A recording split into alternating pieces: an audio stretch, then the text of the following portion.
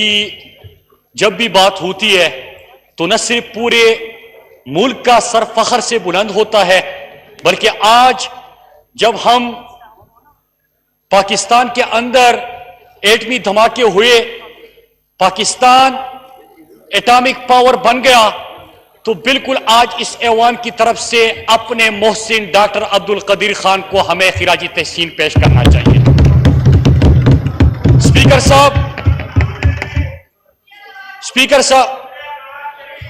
Speaker صاحب، پاکستان کی بنیاد لا الہ الا اللہ کی اساس پر رکھی گئی، اور ہم نے جب اپنے پاکستان کے افواج اور اس کے ساتھ ساتھ پوری پاکستانی قوم آج کے دن اور ہر دن یہ عہد کرے کہ ہم نے نہ صرف اور صرف اپنی نظریاتی اساس کا، نظریاتی سرحدوں کا، بلکہ اپنی فضائی سرحدوں کا، اپنی زمینی سرحدوں کا تحفظ کرنا ہے، اس سوچ کا تحفظ کرنا ہے جس کی وجہ سے جب پاکستان بن رہا تھا تو 10 لاکھ شہداء ہم نے اس مملکت خدا داد پاکستان کے لیے پیش کیے، آج ہمیں وہ بھی یاد رکھنی چاہیے۔ اور اسپیکر صاحب، ہمیں ایک اور بات بھی یاد رکھنی چاہیے کہ بالکل پاکستان کو اندرونی اور بیرونی خطرات بھی ہے۔ اسپیکر صاحب، ہمیں اس کا مقابلہ بھی کرنا ہوگا، اور اس کا مقابلہ تب ہو سکتا ہے کہ جب اس پارلیمنٹ میں ایک ہی آواز جائے گی، جب پاکستان کی بات ہوگی۔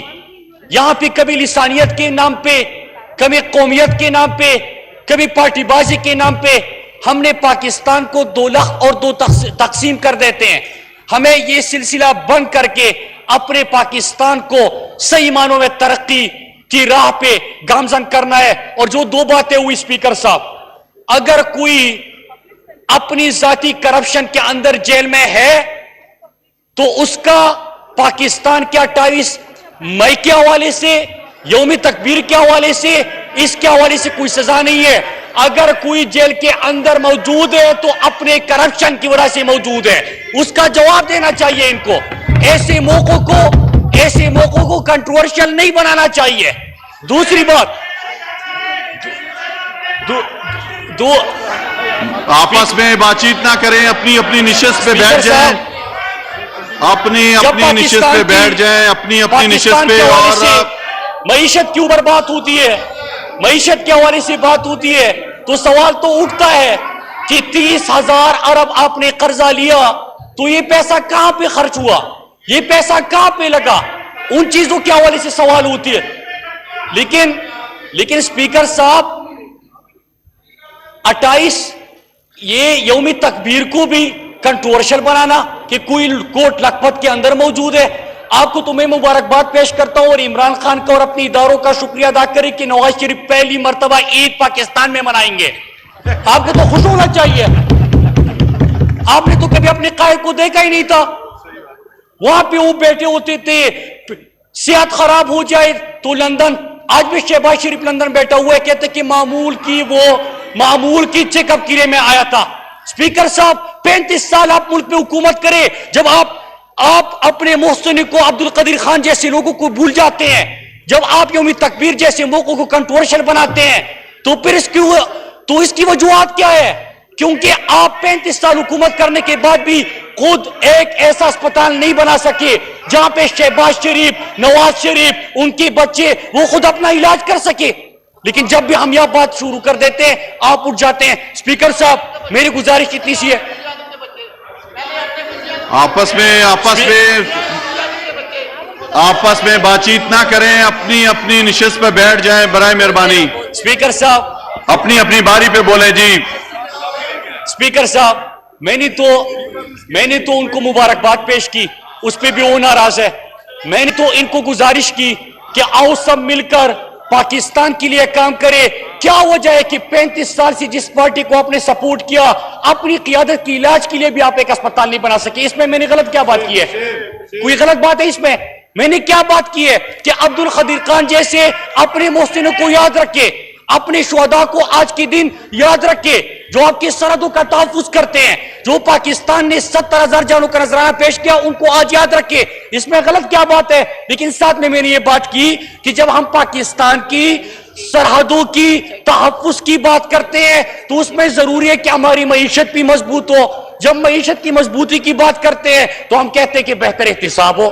جب ہم بہتر احتساب کی بات کرتے ہیں تو ہم کہتے ہیں کہ 30,000 ارب روپے کہاں پہ لگایا. تو یہ سوال تو بنتے ہیں. اسپیکر صاحب تب تک سنیں گے, تب تک یہ کہہ رہے کہ سن کے تک گئے, ہم سہ کے تک گئے. آپس میں اپنی اپنی نشست پہ بیٹھ جائیں جی. ان کی یہ بالکل اسپیکر صاحب یہ سن کے تک گئے, اور پاکستانی قوم ان کو 35 سال برداشت کر کے تک گئی کہ پاکستان میں ایک اسپتال بھی نہیں, پاکستان میں اسکول نہیں, پاکستان میں کالج نہیں, پاکستان میں صاف پینے کے پروجیکٹ نہیں. اسپیکر صاحب میں تو پوری بات کروں گا. اگر یہ میں جب اٹھتا ہوں اور شور شروع کرتے ہیں تو میں تو اس سے خاموش ہونے سے رہا. میں تو اپنی لیڈر کی طرح پریشر میں اچھا کھیلتا ہوں. جتنا یہ شور مچائیں گے اتنا میری طرف سے جواب بھی ہوا رہے گا. تو خاموشی سے سن لیے, اس طرح بیٹھیے, جب سنیں گے تو میں سکون سے بات کروں گا.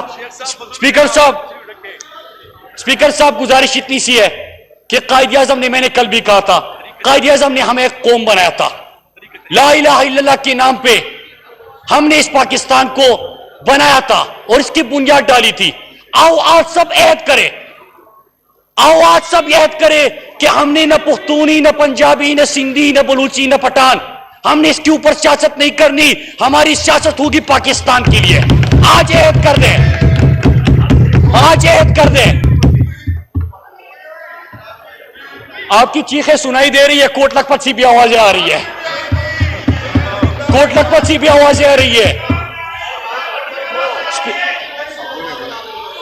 اسپیکر صاحب میں ان کو بات کر رہا ہوں پاکستان کی, میں بات کر رہا ہوں پاکستان کی چیلنجز سے نمٹنے کی, اور یہاں پہ ان کی سیریسنس دیکھیں, ان کی سنجیدگی کا عالم دیکھیں. اسپیکر صاحب بس آخر میں اس بات کے ساتھ ختم کرتے ہیں کہ جو پاکستان کو درپیش چیلنجز ہے, پاکستان کو جن بحرانوں میں, جن مشکلات میں انہوں نے ڈالا تھا, تو اسپیکر صاحب آج عمران خان کی قیادت میں ہم ان مشکلات سے نکل رہے ہیں. انشاءاللہ پاکستان ترقی بھی کرے گا, پاکستان کی معیشت بھی مضبوط ہوگی, پاکستان کا بیانیہ بھی صحیح انداز میں پہنچے گا, اور اسپیکر صاحب انشاءاللہ پاکستان دنیا کے نقشے پہ ایک ترقی یافتہ اور صحیح معنوں میں اسلامی فلاحی ریاست ابھر کے لوگوں کے سامنے آئے گا. شکریہ جی. جناب ثناء اللہ خان